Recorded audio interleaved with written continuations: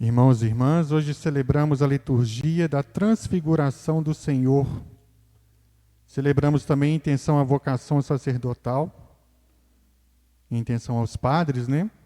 E hoje nós recebemos uma notícia que o padre Artúrio, que celebrou aqui conosco entre 2008 até 2010, 2011, faleceu hoje, aos 77 anos de idade.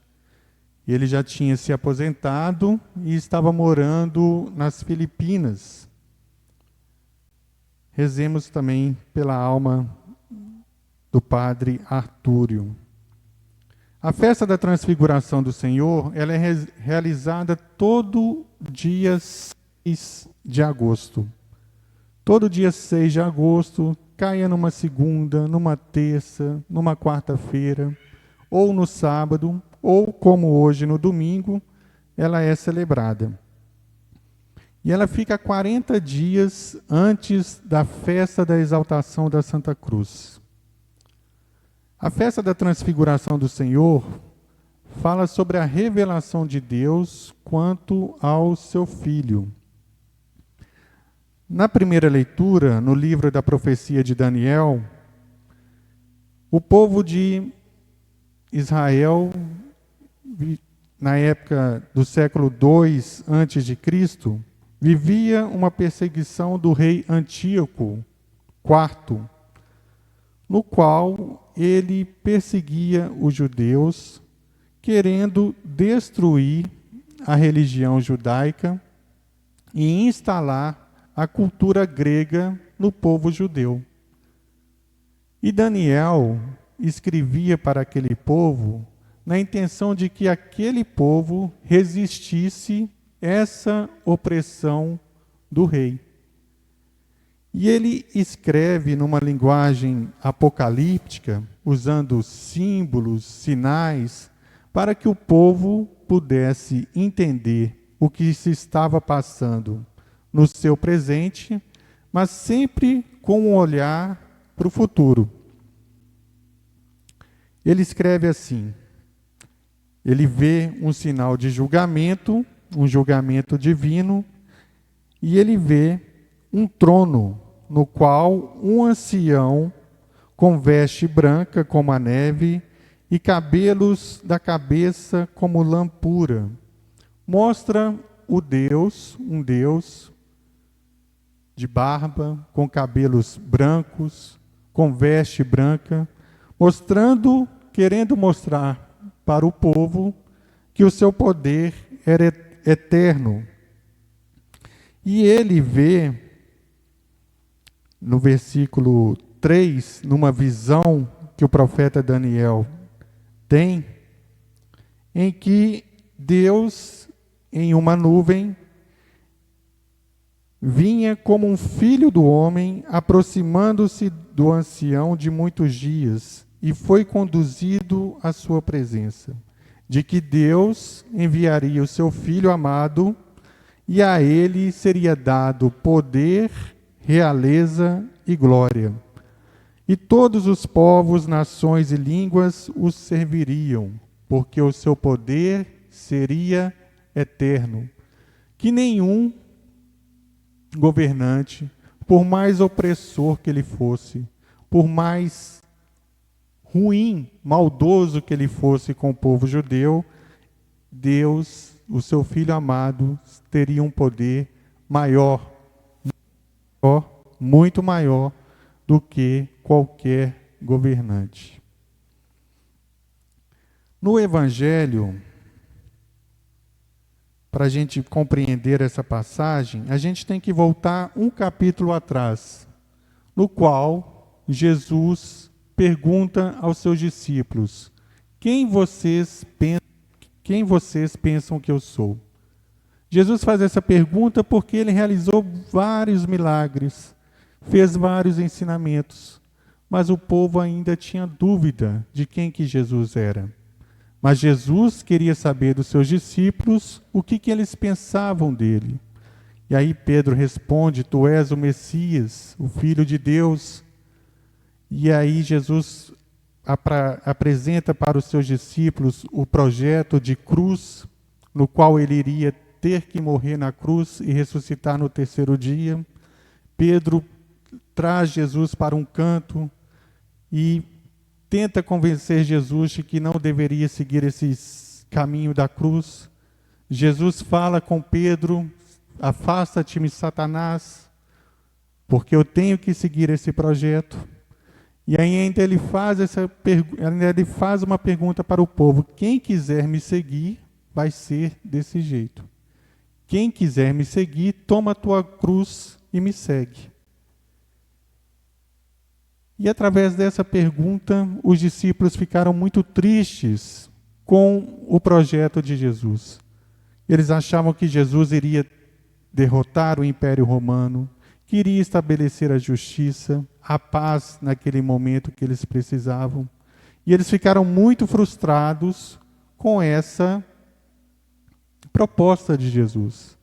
E aí que aparece esse contexto, logo após esse capítulo, aparece a transfiguração do Senhor, no qual Jesus pega Pedro, Tiago e João e leva para o alto da montanha.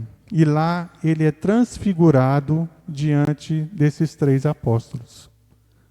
E aí o Evangelho traz vários símbolos, né, que a gente pode tentar compreender. Ele leva para um alto da montanha e é transfigurado. A gente vê que a montanha está sempre manifestando a presença de Deus. Jesus ensina no Sermão da Montanha, em um alto da montanha. No Antigo Testamento, Moisés recebe as tábuas da lei no alto da montanha. E aí, Jesus é transfigurado. Quando Moisés, no livro do Êxodo, sobe a montanha e Deus entrega para ele as tábuas da lei com os 10 mandamentos, quando Moisés desce da montanha, o seu rosto brilhava muito. E o que Mateus quer colocar para a gente? Que Jesus é o novo Moisés. Tanto que aparece para os apóstolos Elias e Moisés. Moisés representa as leis e Elias representa a profecia. Jesus traz para o seu povo um novo mandamento, o mandamento do amor, de amar Deus acima de todas as coisas e amar ao próximo como a ti mesmo. E nisto, Pedro olha aquele acontecimento e pede a Jesus mais uma vez para ficar ali. E que ele armasse 3 tendas, uma para ele, uma para Moisés e outra para Elias. E aí aparece uma nuvem, lá no alto da montanha, e diz: este é o meu filho amado, no qual eu pus todo o meu agrado. Escutai-o. No Antigo Testamento, quando, lá na passagem de Êxodo, os hebreus caminhavam no deserto, Deus protegia eles com uma nuvem durante o dia e tochas de fogo à noite. E aí os discípulos ficaram com muito medo, né? Quem não ficaria com medo de ouvir a voz de Deus, né? Será que alguém aqui teria coragem de olhar diante de Deus? No Antigo Testamento, Moisés também cobriu o seu rosto quando ouviu Deus falar com ele. E aí Jesus toca nos discípulos e fala: levantai-vos, não tenhais medo. E pede e convida eles para descerem da montanha. O que a gente pode tirar desse texto de hoje? Onde a gente encontra a presença de Deus nos dias de hoje? Onde a gente pode ter um encontro com Deus nos dias de hoje? Os discípulos encontraram Deus no alto da montanha. E nós? Onde a gente pode encontrá-lo? Ter uma experiência com Deus, sentir a sua presença. Quando a gente vem à missa, se vocês pegarem no início do Evangelho, está escrito assim: Jesus tomou consigo Pedro, Tiago e João, seu irmão, e o levou ao alto da montanha. Quando a gente vem para a igreja participar da Santa Missa ou participar da celebração da palavra, a gente também está subindo a montanha. E quando a gente ouve a palavra de Deus, a gente está ouvindo, está fazendo o que Deus pediu para aquele povo no alto da montanha, escutar a palavra de Deus. E nós vemos Jesus com os nossos olhos quando apresentamos a hóstia consagrada para o povo. E nessa experiência que a gente tem de participar da Santa Missa, reunidos em comunidade, chega a hora da gente descer a montanha. É quando termina a missa, quando termina a celebração, e a gente recebe o envio. E o que os apóstolos fizeram depois que eles desceram a montanha? Jesus pediu para que eles não contassem nada a ninguém até a sua crucificação e ressurreição. O apóstolo Pedro, na leitura de hoje, ele dá o seu testemunho daquilo que ele viu. E ele começa a sua carta, esse trecho, falando: não foi seguindo fábulas habilmente inventadas que vos demos a conhecer o poder e a vinda de nosso Senhor Jesus Cristo. O que ele quer dizer? Não é um conto, não é um mito, não é uma história. Eles viram com seus próprios olhos Jesus se transfigurar no alto da montanha. E ele escreve no finalzinho da sua carta um sinal de esperança para todos nós: que fazeis bem em ter diante dos olhos, como lâmpada que brilha em lugar escuro, até clarear o dia, e levantar-se a estrela da manhã em vossos corações. Como que a gente pode testemunhar Jesus nos dias de hoje?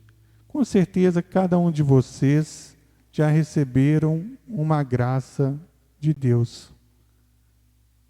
Pedro testemunha a transfiguração.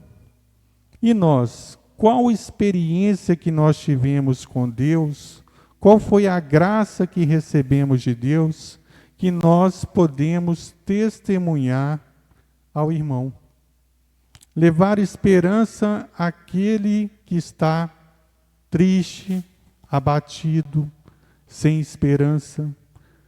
Através da sua experiência de fé com Deus, você pode convidar o seu irmão a buscar essa experiência, a levar esperança no coração do seu irmão e testemunhar que Cristo se faz presente na comunidade, mas também no meio de nós.